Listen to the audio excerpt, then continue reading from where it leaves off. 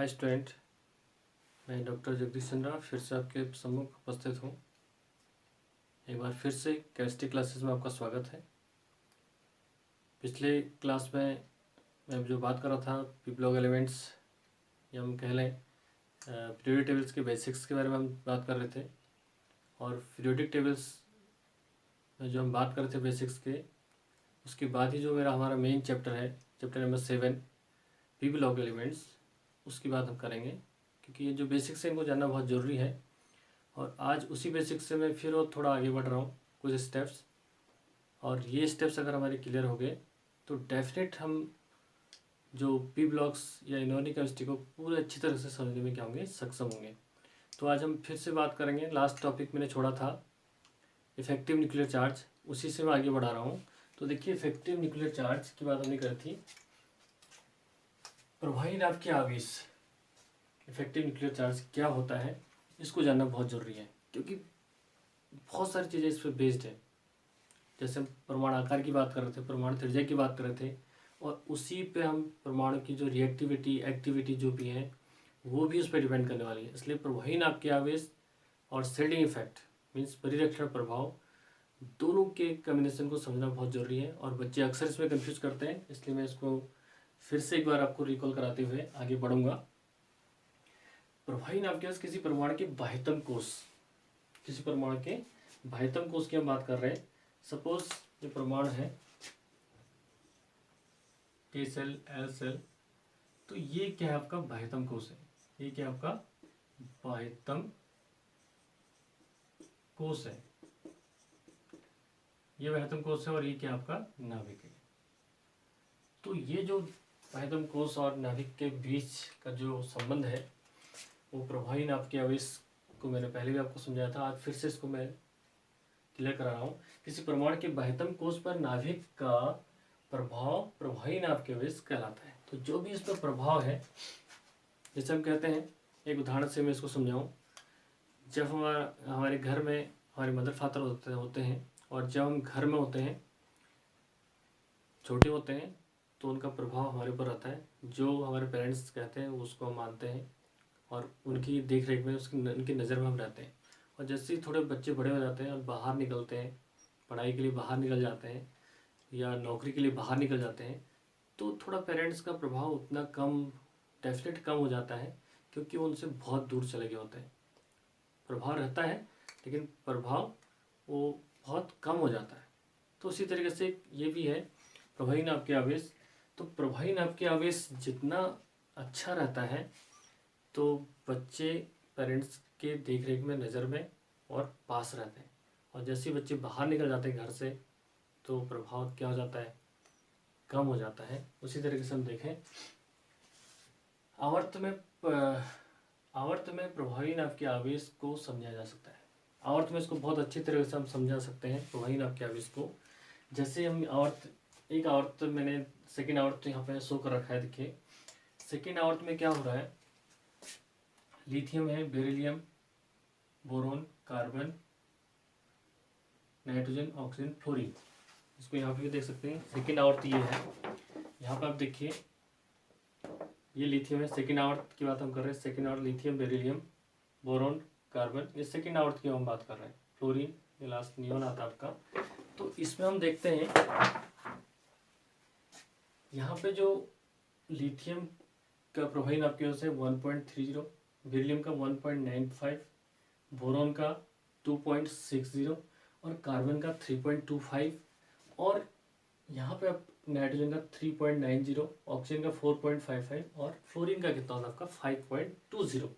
तो means effective nuclear charge means प्रभावी नाभ के आवेश बढ़ता जा रहा है, बढ़ता गया तो बढ़ता जा रहा है। तो यहाँ पे बढ़ने से क्या हो रहा है, प्रभाव और अधिक होता गया। प्रभाव क्या हो गया, और अधिक होता गया। प्रभाव अधिक होने से क्या होगा, मीन्स जो अट्रैक्शन था नाभिक का बाहरी सेल से जो अट्रैक्शन है ये और बढ़ेगा, और बढ़ने से क्या होगा, परमाणु का आकार क्या होगा, छोटा होगा। तो अगर मैं यहाँ पे आकार की बात या त्रिज्या की बात कर रहा हूँ, तो जब हम लेफ्ट टू राइट जाते हैं तो क्या होगा, आकार छोटा होगा, मीन्स पुशअप होगा आकार, क्योंकि प्रभावी नाभिक के जो नाभिक है वो अपनी तरफ आकर्षण बल अधिक लगा रहा है, मीन्स प्रभाव ज़्यादा इफेक्टिव है।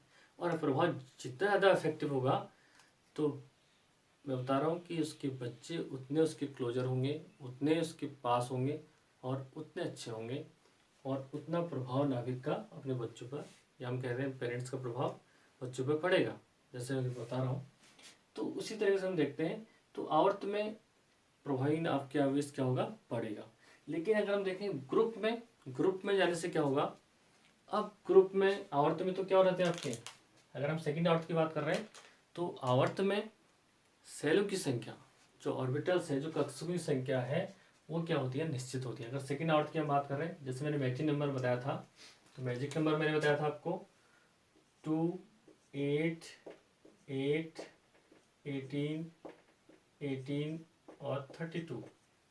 तो K cell, L cell, M, L, N, इस पाई जितना ही बढ़ा सकते हैं, ये भी इसका मैजिक है, K cell, L cell, M cell. तो इस टाइप से सेल की संख्या भी बढ़ती है। तो सेकेंड आवर्त है तो 2 सेल इसमें होंगे, 2 और 8 का 2 सेल होंगे। अगर सेकेंड आवर्त की बात करें तो उसमें कितने सेल होंगे, केवल 2 सेल होंगे। कितने होंगे, केवल 2 सेल। तो 2 सेल में अगर केवल नंबर ऑफ इलेक्ट्रॉन बढ़ रहे हैं तो प्रभाव और अच्छा होने वाला है, प्रभाव बढ़ने वाला है। जैसे हम यहाँ पे देख रहे हैं लिथियम परमाणु क्रमांक कितना है इसका, 3, 4, 5, 6, 7, 8, 9। तो इन केस में क्या हो रहा है, प्रोटॉन की संख्या बढ़ रही है, लगातार प्रोटॉन की संख्या और इलेक्ट्रॉन की संख्या बढ़ रही है, जिससे अट्रैक्शन क्या होगा, और मजबूत होगा। तो यहाँ पे हम अगर आकार की बात करेंगे तो लिथियम का आकार मैक्सिमम होगा, और जो इस आवर्त का अंतिम सदस्य होगा उसका आकार क्या होगा, मिनिमम होगा, सबसे छोटा होता है। उसका कारण भी क्या है, इफेक्टिव न्यूक्लियर चार्ज या प्रभावी नाभिकीय आवेश। यहाँ पे मैंने ये चीज नोट भी करके, आवर्त में अंतिम सदस्य का आकार सबसे छोटा जेफ के कारण होता है, मीन्स इफेक्टिव न्यूक्लियर चार्ज के कारण होता है। जो अंतिम सदस्य होता है किसी भी आवर्त में, चाहे आवर्त हम फर्स्ट की बात करें चाहे आवर्त 7 की बात करें, तो अंतिम सदस्य का आकार क्या होता है, छोटा होता है। उसका कारण क्या है, Jeff means effective nuclear charge. और ये रिलेशन मैंने पहले ही बताया था आपको, फिर से बता रहा हूँ, Jeff is directly proportional 1 atomic size या परमाणु का आकार। तो एक दूसरे के बिल्कुल अपोजिट है। अगर जेफ बढ़ता है तो परमाणु का आकार क्या हो जाता है, छोटा हो जाता है, और जब कम होता है तो परमाणु का आकार बढ़ जाता है। तो उसी तरीके से ये भी एक कॉम्बिनेशन में यहाँ पे एक रिलेशन करने की कोशिश करिए। 1 आकार डायरेक्टली नाभिकीय आकर्षण बल, वही चीज़ है। इस डायरेक्टली प्रोपोर्शनल तो प्रभावी नाभिकीय आवेश, जो नाभिकीय आकर्षण बल है वो इफेक्टिव न्यूक्लियर चार्ज के डायरेक्टली प्रोपोर्शनल है, और जबकि आकार क्या है, इन्वर्सली प्रोपोर्शनल है। तो ये दो चीज़ें हैं। अब इसका जो दूसरा पहलू है वो बहुत महत्वपूर्ण है, और इन दो महत्वपूर्ण पहलू में अक्सर बच्चे क्या करते हैं, कंफ्यूज करते हैं। उस कंफ्यूजन को दूर करने के लिए मैंने इसको और परीक्षण प्रभाव को थोड़ा सा और अच्छी तरह से समझाने की कोशिश करी है, और इसको बहुत अच्छी तरह समझिएगा। अब बात करते हैं परीक्षण इफेक्टिव न्यूक्लियर चार्ज का दूसरा पहलू क्या है, परिरक्षण प्रभाव, means silting effect. Silting effect की बात हम कर रहे हैं। तो सिल्टिंग इफेक्ट, परिरक्षण प्रभाव क्या होता है, यह प्रभाव संक्रमण तत्वों में पाया जाता है। एक चीज हमें नोटेड पॉइंट है, यह प्रभाव संक्रमण तत्वों में पाया जाता है। इन तत्वों में बाएं से दाएं चलने पर नाभिकीय आवेश बढ़ता है, लेकिन साथ ही साथ अंततः डी कक्षकों में इलेक्ट्रॉन की संख्या भी बढ़ जाती है। मीन्स अगर हम संक्रमण तत्व की बात कर रहे हैं तो जो अंतिम इलेक्ट्रॉन है वो डी कक्षक में आते हैं। जैसे हम स्कैंडियम की बात करें, स्कैंडियम दिखाता हूँ यहाँ पे आपको, ये स्कैंडियम है, डी ब्लॉक का पहला तत्व है स्कैंडियम, 21 इसका परमाणु क्रमांक हुआ। फिर स्कैंडियम के बाद टाइटेनियम, वेनेडियम, क्रोमियम। तो यहाँ पे क्या हो रहा है, डी इलेक्ट्रॉन की संख्या लगातार, डी में इलेक्ट्रॉन की संख्या क्या हो रही है, बढ़ रही है। अब ये जो डी में इलेक्ट्रॉन की संख्या में बढ़ने का बता रहा हूँ, इसमें इसको देखिए आप ध्यान से, डी कक्षों में इलेक्ट्रॉनों की संख्या भी बढ़ती जाती है, अथवा बाह्यतम कोश के ऐसे इलेक्ट्रॉन पर दो बल कार्य करते हैं। तो इसको देखिए, तो यहाँ पे जो सपोज ये डी ब्लॉक का तत्व है, इसका मैं ये नाभिक हो गया, ये सेल हो गया इसके। तो यहाँ पे डी इलेक्ट्रॉन आएंगे और बाह्यतम जो एस इलेक्ट्रॉन होगा, क्योंकि जो एक सेल है जो सेल है आपका, सेल में क्या है, sp_d मीन्स s और p और d। तो यहाँ पे s का इंट्रैक्शन इससे था, सिल्डिंग इफेक्ट के कारण वो प्रभाव क्या हो रहा है, कम हो रहा है। सिल्डिंग इफेक्ट क्या हुआ, सिल्डिंग इफेक्ट को दूसरा नाम से हम ये भी जानते हैं स्क्रीनिंग इफेक्ट। देखिए स्क्रीनिंग इफेक्ट कैसे यहाँ पे हो रहा है, ये के सेल है, यहाँ पे 2 इलेक्ट्रॉन मैक्सिमम हो सकते हैं। फिर इसके बाद इसमें कितने होंगे 8, इसमें कितने होंगे 8, फिर इसमें कितने होंगे 8। और जब इसमें 8 होते जाते हैं जो आंतरिक सेल है, तो जो नाभिक से अगर 8 हर सेल में 8 इलेक्ट्रॉन होंगे, तो नाभिक का प्रभाव जो बाहरी सेल्स के बीच में 8 अगर पूरे हो गए, तो बाहरी सेल से क्या हो जाएगा, स्क्रीन हो जाएगा, ढक जाएगा। मीन्स यहाँ पे 8, इसके बाद नाभिक के बाद यहाँ 2 हो गए, यहाँ 8 हो गए, यहाँ 8 हो गए, तो इनमें क्या हो जाएगा, स्क्रीन होता जाएगा। किसके स्क्रीन, जो बाहर का इलेक्ट्रॉन है, इन इसके और इसके बीच में जो है एक दीवार खड़ी हो जाएगी, मीन्स इलेक्ट्रॉन की दीवार है, हम कह रहे हैं पर्दा या स्क्रीन। जिससे क्या होगा, अब बाहर डी में इलेक्ट्रॉन की बढ़ने से क्या होगा, अगर बाहर डी इलेक्ट्रॉन आते हैं, अब इस एस का तो फिर भी इस पर आकर्षण है, लेकिन डी इलेक्ट्रॉन जैसे आते हैं तो क्या होगा, इसमें 2 प्रभाव उत्पन्न हो जाते हैं। क्यों, एक तो आकर्षण बल नाभिक से जो है तभी ये बधा हुआ है, चाहे वो कम है, लेकिन डी इलेक्ट्रॉन आने से क्या होगा, इलेक्ट्रॉन इलेक्ट्रॉन में क्या होगा, एक प्रतिकर्षण बल, इलेक्ट्रॉन इलेक्ट्रॉन में क्या होगा, एक प्रतिकर्षण बल उत्पन्न हो जाएगा। इसलिए हम कह रहे हैं 2 आकर्षण बल या 2 तरह के बल कार्य करते हैं, नाभिक से आकर्षण बल तथा डी कक्षक से प्रतिकर्षण बल। ये बहुत महत्वपूर्ण पॉइंट है, इसको नोट करिए। नाभिक से आकर्षण बल, यहाँ पे देखिए एस इलेक्ट्रॉन का बाहरी सेल में है, तो नाभिक से डेफिनेट इसका आकर्षण बल होगा, चाहे वो कम होगा, हालांकि इफेक्टिवनेस यहाँ पे कम होगा तो कम होगा, लेकिन है जरूर। और डी इलेक्ट्रॉन आने से, अगर हम जिस संक्रमण तत्व की बात करें, जैसे डी इलेक्ट्रॉन आते हैं, तो यहाँ पे 2 बल, एक प्रतिकर्षण, इलेक्ट्रॉन इलेक्ट्रॉन में प्रतिकर्षण होगा, और एक नाभिक से आकर्षण। तो नाभिक से आकर्षण बल तथा डी कक्षक के इलेक्ट्रॉनों से प्रतिकर्षण बल अंततः डी इलेक्ट्रॉन बाह्यतम कक्ष के एक्स इलेक्ट्रॉन को नाभिक के आकर्षण बल से बचाता है। मीन्स अब ये क्या करता है, इसके आकर्षण बल से इसको बचा देता है, मीन्स इसके आकर्षण को थोड़ी देर के लिए हटा देता है, और क्या उत्पन्न करता है, एक दोनों में क्या हो जाता है, प्रतिकर्षण बल उत्पन्न हो जाता है, और जिससे क्या होता है, एटम का आकार घटेगा नहीं, अब यहाँ से बढ़ने लग जाता है। तो यहाँ से आकार क्या हो जाता है, उस केस में आकार क्या होता है, बढ़ जाता है। तो यहाँ पे देखिए अथवा अंततः डी इलेक्ट्रॉन बाह्यतम कक्ष के एस इलेक्ट्रॉन को नाभिक के आकर्षण बल से बचाता है। इसी को परिरक्षण प्रभाव कहते हैं, इसी को हम क्या कहते हैं, सिल्डिंग इफेक्ट कहते हैं। जब डी कक्ष के इलेक्ट्रॉन नाभिक के अट्रैक्शन से एस कक्ष के इलेक्ट्रॉन को बचा देता है और खुद उस पर क्या लगाता है, प्रतिकर्षण बल, तो दोनों के बीच में क्या हो जाता है, प्रतिकर्षण बल उत्पन्न हो जाता है, जिससे उसका आकर्षण बल क्या हो जाता है, पीछे छूट जाता है, आकर्षण बल से उसको बचा देता है, किसके, नाभिक से। तो इसे बोलते हैं हम सिल्डिंग इफेक्ट या परिरक्षण प्रभाव। तो इंग्लिश में इसको बोलते हैं सिल्डिंग इफेक्ट, या हिंदी में बोलेंगे इसको परिरक्षण प्रभाव। तो ये है बच्चों परिरक्षण प्रभाव। यदि जेफ ग्रेटर देन परिरक्षण प्रभाव, तब क्या होगा, अगर परिरक्षण प्रभाव से इफेक्टिव न्यूक्लियर चार्ज अधिक है, तो परमाणु का आकार डेफिनेट घटेगा, क्योंकि जो इफेक्टिव न्यूक्लियर चार्ज है वो बाहरी कक्ष को अपनी तरफ अट्रैक्ट करता है, बाहरी कक्ष के इलेक्ट्रॉन को अपनी तरफ आकर्षित करेगा, तो आकार पुशअप होगा इनर साइड को। ये दोनों बराबर हो जाते हैं, जेफ और परीक्षण प्रभाव मीन्स इफेक्टिव न्यूक्लियर चार्ज और परीक्षण प्रभाव बराबर हो जाते हैं, तो परमाणु के आकार लगभग क्या होते हैं, समान होते हैं, क्योंकि जहाँ पे सिल्डिंग इफेक्ट और इफेक्टिव न्यूक्लियर चार्ज बराबर होंगे, तो वहाँ पे आकार समान होने की संभावना होती है। जैसे कि हम देखते हैं ये संक्रमण तत्व कौन कौन से, मैग्नीज, आपका आयरन, कोबाल्ट, निकेल, तो इनका आकार हम देखते हैं लगभग क्या होता है, बराबर हो जाता है। तो ये था इन दोनों का कॉन्सेप्ट जो हमें समझना बहुत जरूरी था। और प्रभावी ना, और जो ये चीज़ें हैं ये आवर्त में ज़्यादा इफेक्टिव होती हैं, और जब हम डाउन द ग्रुप हम चलते हैं तो ये प्रभाव क्या हो जाता है, कम हो जाता है। मीन्स ग्रुप में, अगर ये आवर्त की बात हम कर रहे हैं, अगर हम ग्रुप में चलते हैं तो ग्रुप में क्या होते हैं, सेल की संख्या बढ़ती है, और सेल की संख्या बढ़ती है तो नाभिक से आपका बाहरी कक्ष का इलेक्ट्रॉन जो होता है दूर होता जाता है, और जितना दूर होता जाएगा तो उतना इफेक्टिव न्यूक्लियर चार्ज भी कम होता जाता है। तो ग्रुप में इफेक्टिव न्यूक्लियर चार्ज मीन्स प्रभावी नाभिक का आवेश कम होता है और आवर्त में ये बढ़ता है। इसलिए हम कहते हैं आवर्त में जो भी अंतिम सदस्य होता है उसका आकार मिनिमम होता है, क्योंकि वहाँ प्रभावी नाभिक का आवेश मैक्सिमम होता है। और जबकि डाउन द ग्रुप ये बात बिल्कुल नहीं होती है, डाउन द ग्रुप आकार बढ़ता जाता है क्योंकि प्रभावी नाभिक का आवेश घटता जाता है। तो ये चीज़ हमें ध्यान रखना है। और यहाँ पे और मैं यहाँ पे थोड़ा सा और बता दूँ, जो अब यहाँ पे मैंने शो कर रखा है एक सेकेंड आवर्त, तो यहाँ पे डेफिनेट मीन्स आकार क्या होता जाएगा, छोटा होता जाएगा।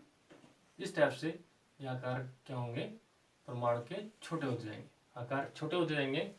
ये कारण क्या है, इफेक्टिव न्यूक्लियर चार्ज। अगर आपका इसका स्क्रीनशॉट लेना चाहें तो आप स्क्रीनशॉट ले सकते हैं।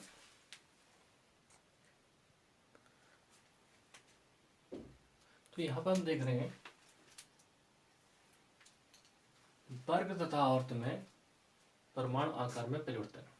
तो वर्ग अगर आवर्त में हम देखते हैं परमाणु आकार में परिवर्तन कैसे होता है, तो इसमें हम देखें ये आपका थोड़ा सा दिखा दूँ आपको, ये पीरियोडिक टेबल आपकी है। तो ये आपके हैं आवर्त हॉरिजॉन्टल और ये आपके ग्रुप वर्टिकल। तो अगर इसमें हम देखते हैं तो इसमें जो रोल है परमाणु आकार आवर्त में और वर्ग में जो रोल है वो भी इफेक्टिव न्यूक्लियर चार्ज का है। तो अगर हम इफेक्टिव न्यूक्लियर चार्ज समझ गए हैं तो कहाँ को आकार बढ़ेगा कहाँ को घटेगा क्लियर बहुत आसानी से हम बता सकते हैं। तो डेफिनेट है, हमने पढ़ा है कि आवर्त में क्या होता है, इफेक्टिव न्यूक्लियर चार्ज बढ़ता जाता है क्योंकि निश्चित सेल में प्रोटॉन की संख्या बढ़ रही है और इलेक्ट्रॉन की संख्या बढ़ रही है। तो डेफिनेट जो आकर्षण बल है, जो अट्रैक्शन है वो बढ़ना है। और जबकि जब हम डाउन द ग्रुप में चल रहे हैं तो हमें सेलों की संख्या बढ़ती नजर आ रही है। जब दूसरा आवर्त है 2 सेल, तीसरा आवर्त, चौथा आवर्त, पांचवा आवर्त, तो आवर्त में अगर हम चलेंगे तो सेलों की संख्या बढ़ती जाएगी और सेलों की संख्या बढ़ती जाएगी तो बाहर का जो बाह्यतम सेल के जो कक्षा के इलेक्ट्रॉन है वो नाभिक से क्या होते जाएंगे, दूर होते जाएंगे। तो उससे क्या होगा, आपका परमाणु का आकार डाउन द ग्रुप बढ़ता जाएगा और अलोंग द पीरियड घटता जाएगा। तो इसी में हम थोड़ा इसको देख लें। वर्ग में हम देखते हैं, अगर एक वर्ग को हम ले लें, सपोज ये वर्ग है, वर्ग क्या होता है आपका वर्टिकल होता है।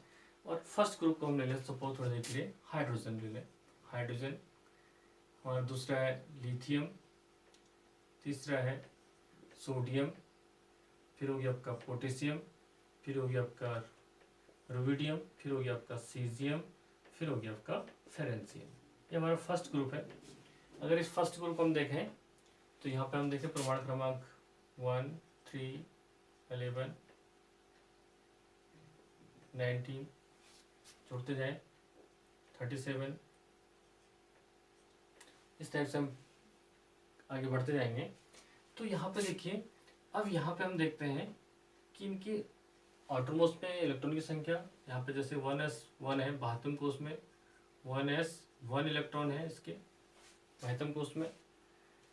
सेकेंड आवर्त में है तो इसके 2s1, ये क्या है आपका 3s1, इसके बाह्यतम, केवल मैं बाह्यतम कोश में इलेक्ट्रॉन की संख्या क्या जिक्र यहाँ कर रहा हूँ, तो ये हो जाएगा 4s1 बाह्यतम कोश में इलेक्ट्रॉन की संख्या। फिर हो गया 5s1, 6s1 और ये हो गया 7s1। तो ये 7 आवर्त की हम बात कर रहे हैं यहाँ पे। तो यहाँ पे केवल मैं आकार की बात कर रहा हूँ। तो यहाँ पे हम देख रहे हैं, यहाँ पे नाभिक जो है एक सेल है, सेल में नाभिक में एक इलेक्ट्रॉन है। ऐसे बढ़ते जाएंगे, अगर फिर 2s है तो 2 सेल, ऐसे आकार बढ़ते जाएगा। अगर 2 सेल है तो आकार थोड़ा बढ़ जाएगा। तो इसको थोड़ा सा और छोटा बना दूं मैं।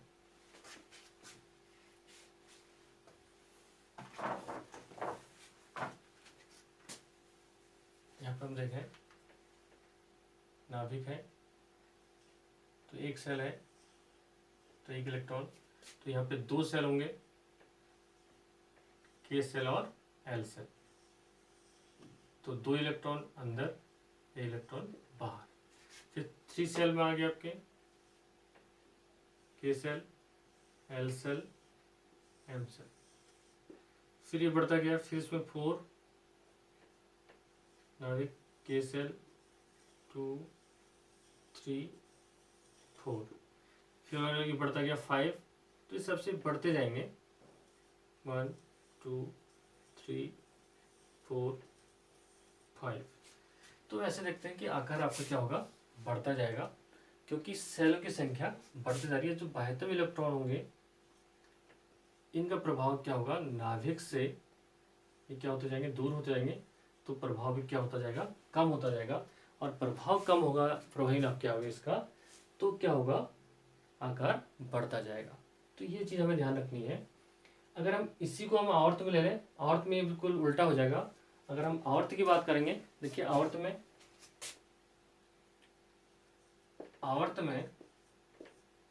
अगर हम देखते हैं तो आवर्त lithium, beryllium, boron, carbon, nitrogen, oxygen, chlorine, इस टाइप से हम चलते हैं। तो यहाँ पर हम देखते हैं सेल क्या है, फिक्स है, इसमें सेकेंड आवर्त की हम बात कर रहे हैं। ये क्या है, सेकेंड आवर्त है। तो सेल की संख्या KL और L, केवल क्या पढ़ेंगे, इलेक्ट्रॉन और प्रोटॉन 3 4 5 6 7 8 9। तो प्रोटॉन और इलेक्ट्रॉन की संख्या बढ़ रही है, तो उससे क्या होगा, आपका आकार छोटा होता जाएगा। तो यहाँ पर सपोज सेकेंड आवर्त है तो ये है, तो यहाँ पर थोड़ा क्या हो जाएगा, आकार क्या होगा आपका, छोटा हो जाएगा। यहाँ पे कितने, 2 इलेक्ट्रॉन यहाँ है, तो 2 इलेक्ट्रॉन क्या है, यहाँ भी है। प्रोटॉन की संख्या बढ़ गई, यहाँ 3 थे, यहाँ 4 हो गई, यहाँ पे 1 2, तो यहाँ पे थोड़ा और छोटा हो जाएगा। यहाँ 3 इलेक्ट्रॉनों के बाहरी, उसमें इलेक्ट्रॉन की संख्या बढ़ी तो प्रोटॉन की संख्या बढ़ी, तो इफेक्टिव न्यूक्लियर चार्ज और बढ़ा। यहाँ पे और छोटा हो जाएगा साइज,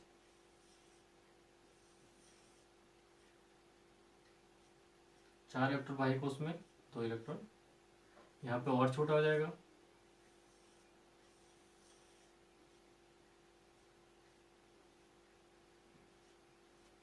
और यहाँ पे और छोटा हो जाएगा, और यहाँ पे मिनिमम हो जाएगा। यहाँ पे क्या हो जाएगा, आपका मिनिमम हो जाएगा। तो लगातार साइज जो इधर को आवर्त में क्या हो रहा है, डिक्रीज हो रहा है, और वर्ग में क्या हो रहा है, बढ़ रहा है। तो ये कॉन्सेप्ट हमें क्लियर समझ में आना चाहिए। अगर ये क्लियर हुआ तभी हम आगे जो चैप्टर हम कैरी करने वाले हैं वो क्लियर आपके समझ में आएगा। तो यहाँ को आकार घट रहा है, और यहाँ को आकार क्या हो रहा है, आपका बढ़ रहा है। यहाँ को बढ़ रहा है और यहाँ को घटता है। ये चीज़ हमें ध्यान रखना है। तो ये आवर्त में, वर्ग और आवर्त में परमाणु का आकार में परिवर्तन इस तरीके से होता है। अब देखते हैं इसमें परमाणु आकार को प्रभावित करने वाले कारक कौन कौन से हैं। तो कारक, वही कारक हम प्रभावित करने वाले कारक कौन से हैं, इनको भी हम ध्यान रखें, हमेशा नोट कर लें।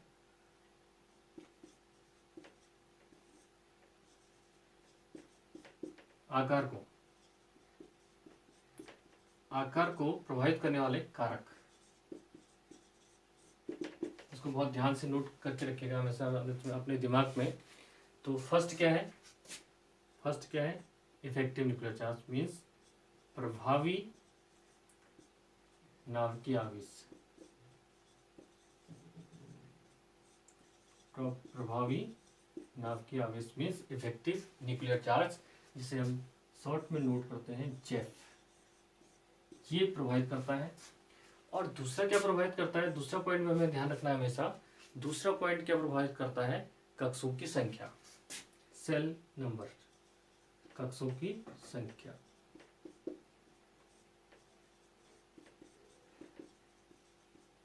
कक्षों की संख्या मीन्स सेल की संख्या।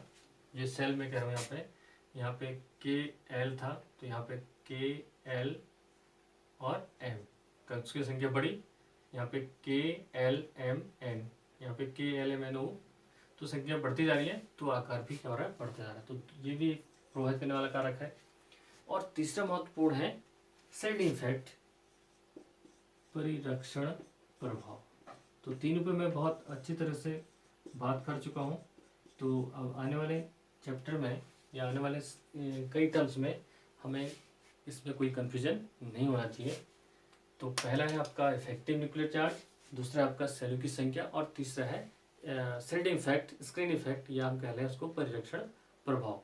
तो ये तीन प्रभाव जो है परमाणु के आकार, आवर्त या वर्ग में, ये तीन चीजें क्या करती हैं, उसको प्रभावित करती हैं। आकार बढ़ेगा या घटेगा, ये तीन मुख्य कारक हैं जिनको हमने बहुत अच्छी तरह से आपको समझाने की कोशिश करी है, और इसको बिल्कुल आपको याद रखना है, हमेशा दिमाग में रखना है, माइंड में रखना है।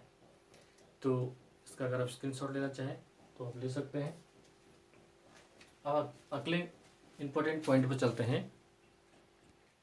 अब बात करते हैं तीन अगले महत्वपूर्ण पॉइंट जो हमारे हैं, आयरन इंथैल्पी, इलेक्ट्रोनेगेटिविटी और इलेक्ट्रॉन गेन इंथैल्पी।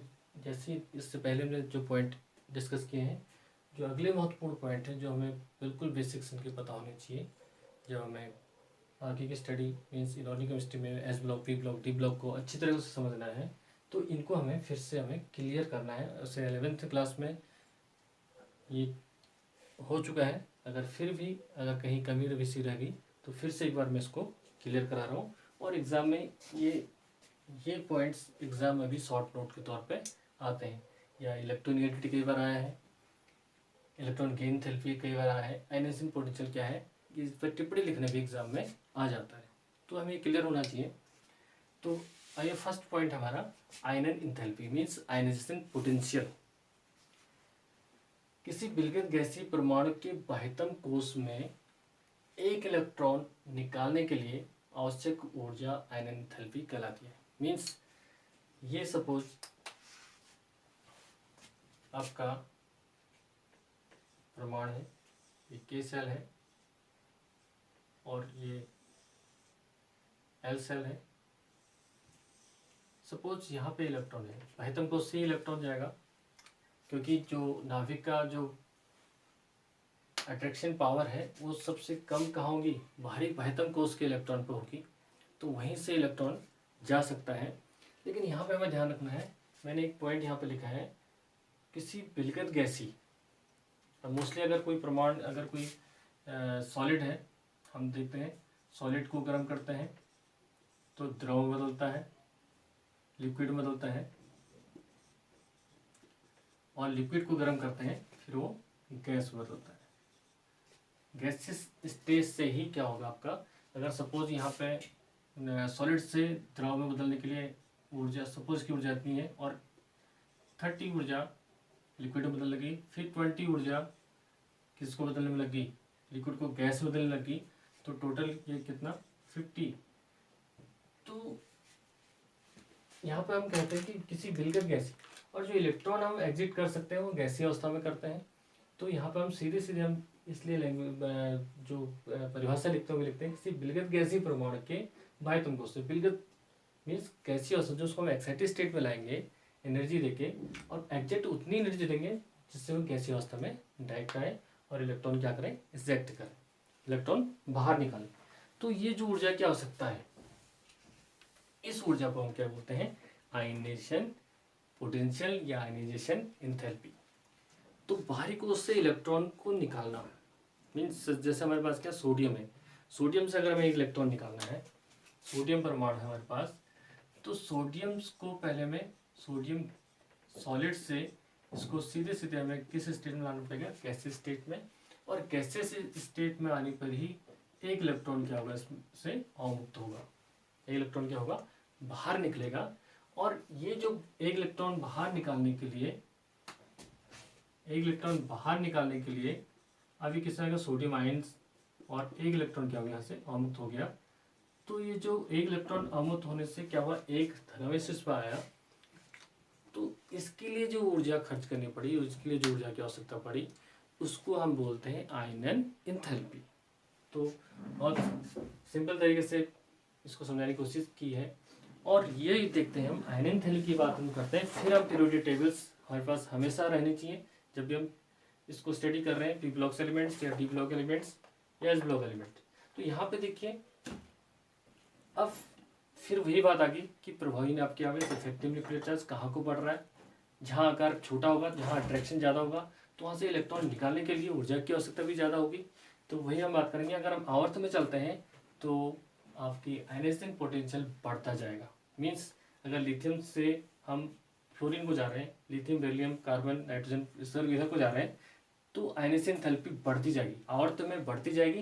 क्योंकि आवर्त में जो इफेक्टिव न्यूक्लियर चार्ज है, मीन्स नाभिक का बाहरी कोश के इलेक्ट्रॉन जो आकर्षण है वो बहुत स्ट्रॉन्ग है, means effective nuclear charge maximum है, तो वहाँ आयनाइजिंग एंथैल्पी बढ़ती जाएगी। लेकिन उसके अपोजिट हम देखते हैं डाउन ग्रुप सेल की संख्या बढ़ती है और प्रभावी नाभ की आवेश कम होता जाता है। तो यहाँ पर ionising enthalpy down the group से ऊपर से नीचे चलने में तो आयनाइजिंग एंथैल्पी क्या हो जाएगी, मीन्स आयनन एंथैल्पी घटती जाएगी। उसका कारण क्योंकि प्रभावी नाभ के आवेश कम होता जाता है, मीन्स बाहरी कोश के इलेक्ट्रॉन से नाभिक का आकर्षण कम होता जाता है, जिससे इलेक्ट्रॉन निकालने में ऊर्जा कम लगती है। और इधर हम देखते हैं, इसलिए हम देखते हैं, अगर हम लेफ्ट साइड में देखते हैं, एस ब्लॉक के तत्व बहुत आसानी से इलेक्ट्रॉन लूज करते हैं। जैसे सोडियम बहुत आसानी से इलेक्ट्रॉन लूज करता है, क्योंकि यहाँ पे इफेक्टिव न्यूक्लियर चार्ज मिनिमम है। अगर आवर्त के हम अंत में जाएं, लेफ्ट साइड में जाते हैं, तो इधर क्या होता है, मैक्सिमम ऊर्जा हमें देनी पड़ती है इलेक्ट्रॉन निकालने के लिए। यहाँ इलेक्ट्रॉन अट्रैक्ट करना बहुत आसान है, लेकिन इलेक्ट्रॉन त्यागना बहुत मुश्किल है। इसलिए ये क्या है, आपके सारे नॉन मेटल्स लेफ्ट साइड है, ये भी कंसेप्ट है। तो ये होगी आपकी आयन एंथैल्पी, ये हमें ध्यान रखना है। अब दो महत्वपूर्ण पॉइंट हमारे पास हैं, इलेक्ट्रॉन गेन एंथैल्पी और इलेक्ट्रोनिगेटिविटी। तो इसको हमें ध्यान रखना है, ये भी बहुत महत्वपूर्ण पहलू है। ये भी हमें एग्जाम में भी कई बार आता है, मोस्ट इंपॉर्टेंट है। ये क्या आपके मोस्ट इंपॉर्टेंट है, ये एग्जाम में पूछा था, और मोस्टली ये हमें क्लियर भी होना चाहिए जब हमें पीरियोडिक स्टडी करना है या P block, T block, S block study करना है। तो यहाँ पर देखिए, इलेक्ट्रॉन लब्ध ऊर्जा, इलेक्ट्रॉन गेन एंथैल्पी और विद्युत ऋणात्मकता, इलेक्ट्रोनिगेटिविटी, इन दोनों को अंतर के रूप में मैं समझा रहा हूँ, और इस पर भी टिप्पणी एग्जाम आती है। जो इलेक्ट्रॉन गेन एंथैल्पी है, ये मुक्त तत्व के लिए इसको हम परिभाषित करते हैं। मीन्स किसी पिलगत गैसीय परमाणु के बाह्यतम कोश में एक इलेक्ट्रॉन के जोड़ने से हुआ ऊर्जा में परिवर्तन। अगर किसी मुक्त परमाणु में अगर हम एक इलेक्ट्रॉन जोड़ते हैं, एक इलेक्ट्रॉन को उसमें जोड़ना है, तो उस जोड़ने पर जो ऊर्जा में क्या होगा, परिवर्तन होगा, उस ऊर्जा परिवर्तन को हम इलेक्ट्रॉन गेन एंथैल्पी कर रहे हैं। गेन वर्ड यहाँ पे इसलिए आया है क्योंकि यहाँ पे इलेक्ट्रॉनों को गेन किया जाता है। मुक्त अवस्था जब कोई परमाणु इलेक्ट्रॉन गेन करता है, और इलेक्ट्रॉन गेन कौन करता है, जिसकी इफेक्टिव न्यूक्लियर चार्ज मीन्स प्रभावी नाभ का आवेश क्या होगा, मैक्सिमम होगा, वही ज़्यादा गेन करने में सक्षम होता है। तो ये बहुत नज़दीकी टर्म्स में इलेक्ट्रॉन गेन एंथैल्पी और इलेक्ट्रोनिगेटिविटी, इसलिए मैं इन दोनों को एक साथ बताना चाह रहा हूँ यहाँ पे। तो यहाँ पे हमें ध्यान रखना है, तो मुक्त तत्व के लिए या उदासीन परमाणु में अगर एक इलेक्ट्रॉन गेन किया जाता है, सपोज ये आपका मुक्त परमाणु है, इस पर ऑलरेडी इलेक्ट्रॉन है। अगर यहाँ पे हमने इलेक्ट्रॉन इसमें क्या कराना है, गेन कराना है, एक इलेक्ट्रॉन गेन कराना है, तो ऊर्जा क्या होगी, ऊर्जा मुक्त होगी। फर्स्ट ऑफ ऑल, अगर मुक्त तत्व है और इसमें इलेक्ट्रॉन गेन कराना है, तो ऊर्जा क्या होती है, मुक्त होती है, जैसे हम बोलते हैं इलेक्ट्रॉन लब्धि। मीन्स अगर हम कह रहे हैं यहाँ पे जो प्रभावी नाभ के से Zeff is directly proportional to electron लब्धि ऊर्जा, इलेक्ट्रॉन लब्धि ऊर्जा। मीन्स अगर इफेक्टिव न्यूक्लियर चार्ज बढ़ता है, प्रभावी नाभ की आवेश बढ़ता है, तो इलेक्ट्रॉन लब्धि ऊर्जा भी बढ़ती है, एक दूसरे के बिल्कुल प्रोपोर्शनल है। अब यहाँ पे हमें ध्यान रखना है, लेकिन कंडीशन हमने यहाँ पे लिखा है जोड़ने में हुआ परिवर्तन। अगर किसी परमाणु में एक इलेक्ट्रॉन हमने जोड़ दिया, मुक्त परमाणु में एक इलेक्ट्रॉन जोड़ दिया, तो एनर्जी क्या होगी, अमुक्त होगी। लेकिन इलेक्ट्रॉन जोड़ने के बाद उसमें फिर क्या आ जाएगी, कोई चार्ज आ जाएगा। चार्ज कौन सा आएगा, नेगेटिव चार्ज आएगा, डेफिनेट है। उसके बाद फिर अगर उसमें हमने इलेक्ट्रॉन जोड़ना है तो अगले केस में आप क्या होगी, ऊर्जा मुक्त की बजाय अवशोषित होगी। हालांकि वो भी गेन एंथैल्पी है, लेकिन वो पॉजिटिव वैल्यू होगी, मीन्स ऊर्जा हमें अवशोषित करनी पड़ेगी। ये 2 पॉइंट बिल्कुल ध्यान रखना है। तो ये हम ध्यान रखेंगे, उदासीन परमाणु में पहले इलेक्ट्रॉन जोड़ने पर ऊर्जा मुक्त होती है। चाहे इसको नोट भी कर लीजिए, उदासीन परमाणु में पहले इलेक्ट्रॉन जोड़ने पर ऊर्जा मुक्त होती है, पर दूसरे इलेक्ट्रॉन जोड़ने पर ऊर्जा अवशोषित होती है। अगर चाहे इसको नोट भी आप कर सकते हैं। और इसको सिंपल उसमें मैं बताता हूँ। पहली कंडीशन क्या है, कोई मुक्त उदासीन परमाणु है तो इलेक्ट्रॉन गेन करेगा, तो x नेगेटिव यहाँ पर आ जाएगा, तो यहाँ पर क्या होगी, ऊर्जा मुक्त होगी।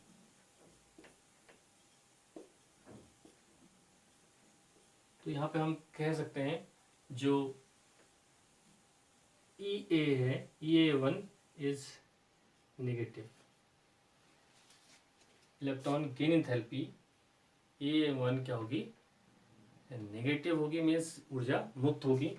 और दूसरी कंडीशन इसकी क्या है,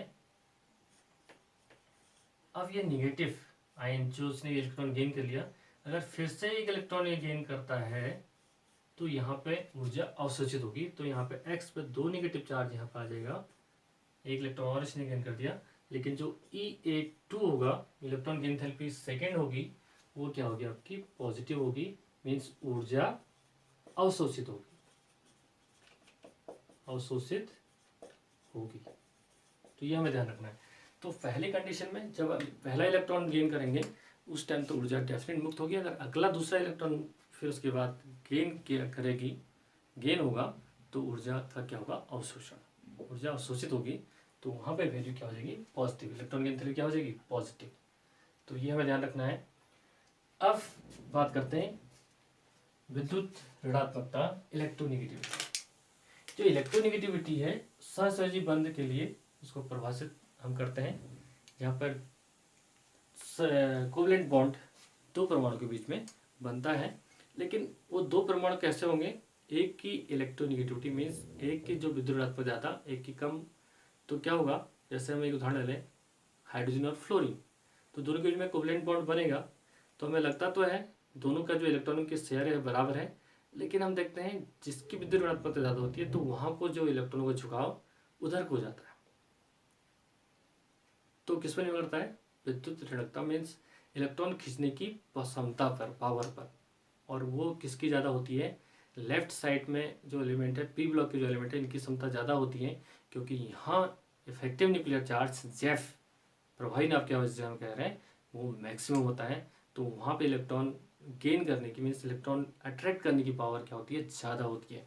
तो यहाँ पे वही बात मैंने लिखी है, सहसंयोजी बंध के लिए इलेक्ट्रॉनों की अपनी ओर आकर्षित करने की प्रकृति को विद्युत ऋणात्मक कहते हैं, या दूसरे शब्द में से कहते हैं किसी यौगिक में परमाणु की बंधित इलेक्ट्रॉनों की अपनी ओर आकर्षित करने की क्षमता को उस परमाणु की इलेक्ट्रोनेगेटिविटी कहते हैं, मीन्स इलेक्ट्रॉन अट्रैक्टिंग पावर भी इसको हम कह सकते हैं। और इस पावर को जो मापने का जो मापक्रम जो दिया है, इसको हम 3 अलग अलग वैज्ञानिक के थ्रू हम इसको मापते हैं। एक है पाउलिंग मापक्रम, दूसरा है मोल्किन मापक्रम, और तीसरा है अल्रेट मापक्रम। तो 3 मापक्रम है इलेक्ट्रोनेगेटिविटी मापने के। तो इसको थोड़ा मैं डायग्राम से समझा दूं। यहाँ पे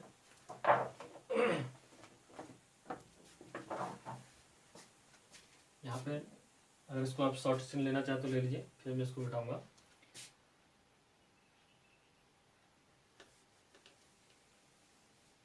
एक उदाहरण से आपको बताया जाएगा।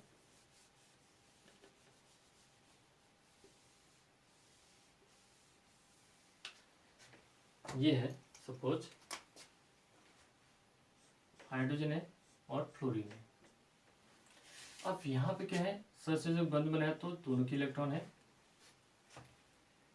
लेकिन यहाँ पे देखते हैं हम जो फ्लोरीन है यहाँ पे मैक्सिमम इफेक्टिव न्यूक्लियर चार्ज होता है, जेफ की पावर जो होती है मैक्सिमम होती है, और छोटा साइज यहाँ पे होता है। और वही नाभिक के अधिकतम होने के कारण इसकी इलेक्ट्रॉन अट्रैक्ट करने की पावर क्या होती है, ज़्यादा होती है। तो हम देखते हैं जो इक्विवेलेंट बॉन्ड में जो है इलेक्ट्रॉन एक साइड को मीन्स फ्लोरीन की साइड को खींचे होते हैं, मीन्स तब हम यहाँ बोलते हैं पार्शियल नेगेटिव चार्ज, यहाँ पे पार्शियल पॉजिटिव चार्ज क्या हो जाता है, उत्पन्न हो जाता है। पार्शियल, इसको भी मैं बता दूं, इसको बोलते हैं डेल्टा, या इसको बोलते हैं पार्स, हिंदी में बोलते हैं इसको पार्स या पार्शियल। तो पार्शियल मीन्स इसमें कंप्लीट इलेक्ट्रॉन तो अपनी तरफ ले नहीं रहा है, लेकिन अपने तरफ इलेक्ट्रॉनों को क्या कर रहा है, खींच रहा है। तो जिससे इसमें पार्शियल मीन्स थोड़ी बहुत, एक दोनों में क्या होता है, चार्ज उत्पन्न हो जाता है, क्योंकि हाइड्रोजन से इलेक्ट्रॉन जा रहे हैं फ्लोरीन की तरफ, तो उसमें पार्शियल पॉजिटिव चार्ज, और फ्लोरीन अपनी तरफ खींच रहा है तो उसके पास पार्शियल नेगेटिव चार्ज उत्पन्न हो जाता है। तो ये चीज़ हमें ध्यान रखनी है। इसीलिए हम देखते हैं जैसे H2O है, जल का अणु, जल के अणु में कंडीशन यही है, यहाँ पे लोन पेयर है, oxygen is more electronegative than hydrogen because of smaller size, smaller size का कारण इफेक्टिव न्यूक्लियर चार्ज हाई। तो यहाँ पर हम देखें प्रोपाइन आपके ऑक्सीजन का ज़्यादा है, तो यहाँ पर भी जो इलेक्ट्रॉनों का झुकाव होता है वो किसकी तरफ हो जाता है, ऑक्सीजन की तरफ। तो यहाँ पे क्या होता है, पार्शियल नेगेटिव चार्ज, और हाइड्रोजन पे क्या होता है, पार्शियल पॉजिटिव चार्ज। इसलिए हम कहते हैं जल के आपका एक पोलर मॉलिक्यूल्स है, मीन्स ध्रुवित मॉलिक्यूल्स है। ये इसका कारण है। HCl और उदाहरण हम ले सकते हैं, HCl है आपका, तो HCl में भी इलेक्ट्रॉन का जो झुकाव होगा किसकी तरफ होगा, क्लोरीन की तरफ होगा, इसलिए इसमें पार्शियल पॉजिटिव, हाइड्रोजन पे पार्शियल पॉजिटिव चार्ज आता है। तो ये इसके उदाहरण हैं। तो ये है विद्युत ऋणात्मकता, इलेक्ट्रोनेगेटिविटी। अब हम बात करते हैं इलेक्ट्रोनेगेटिविटी भी हम देखते हैं कहाँ को बढ़ेगी, फिर हम पीरियोडिक टेबल्स को देखते हैं। चाहे हम इलेक्ट्रॉन लब्धि की बात करें तो इलेक्ट्रोनेगेटिविटी देखिए, जैसे हम अलॉन्ग द पीरियड जाते हैं तो हम देखते हैं एस ब्लॉक, पी ब्लॉक, ये टी ब्लॉक है। तो एस ब्लॉक की इलेक्ट्रोनेगेटिविटी मिनिमम होती है, क्योंकि यहाँ पे मिनिमम क्या होती है, इफेक्टिव न्यूक्लियर चार्ज यहाँ मिनिमम होता है, इसलिए इलेक्ट्रोनेगेटिविटी जब अलॉन्ग द पीरियड चलते हैं तो ये बढ़ती जाती है। जैसे हम बोलते हैं हेलोजेंस की इलेक्ट्रोनेगेटिविटी सबसे ज़्यादा है, क्योंकि आवर्त में सबसे अंत में आ रहे हैं, लगभग लास्ट में आ रहे हैं, तो इनकी जो विद्युत ऋणात्मकता होती है, इलेक्ट्रोनेगेटिविटी तो मैक्सिमम होती है। इलेक्ट्रॉन अट्रैक्ट करने की पावर बढ़ जाती है, क्योंकि साइज क्या होता है, छोटा हो जाता है। साइज छोटा होने से क्या होगा, नाभिक बाहरी कोश के बहुत नज़दीक होगा। और वही चीज़ हम इलेक्ट्रॉन लब्धि की बात भी हम करते हैं, इलेक्ट्रॉन गिनी थैली की बात करते हैं, वो भी अलॉन्ग द पीरियड पड़ती है। लेकिन दोनों अगर हम दोनों की बात करते हैं, ये डाउन द ग्रुप में ऊपर से नीचे जाने पर विद्युत ऋणात्मकता या इलेक्ट्रॉन गिनी थैली दोनों क्या होती है, घटती है। तो ये चीज़ हमें ध्यान रखना है। तो ये बहुत महत्वपूर्ण पॉइंट थे जो एग्जाम में पूछे जाते हैं। आशा करता हूँ आपको समझ आ गया होगा। और कैसा लगा आज का मेरा ये वीडियो, ज़रूर कमेंट्स बॉक्स में कमेंट्स करके मुझे बताएंगे। अगर कोई प्रॉब्लम है तो मुझसे उस पर शेयर भी आप कर सकते हैं। आज के लिए इतना काफ़ी है। Thank you very much. अगर अच्छा लगे वीडियो तो लाइक करना, शेयर करना नहीं भूलेगा, और मेरे पहले वॉच करने वाले हैं तो सब्सक्राइब, और सब्सक्राइब के साथ बेल आइकन ज़रूर दबाएगा, जिससे कि मेरी सारी वीडियो आपको मिल पाए। Thank you very much.